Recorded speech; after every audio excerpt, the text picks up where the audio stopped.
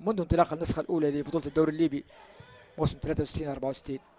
رويد بن حامد الآن، حامد يخطئ، تعود هجمة سريعة عكسية لصالح فريق دارنس، هجوم سريع لصالح فريق دارنس، هدف لصالح فريق دارنس، هدف لصالح فريق دارنس.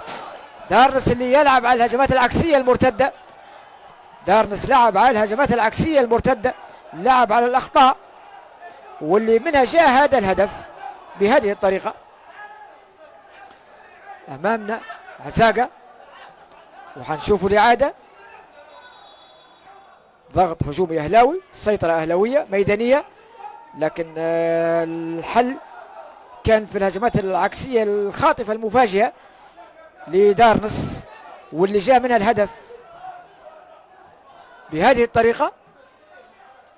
حنشوفوا صاحب الهدف سويري، أعتقد عماد السويري.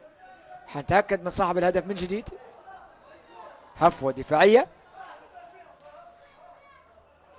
أمامنا عزاقة اللي استقبل في الشباك هدف.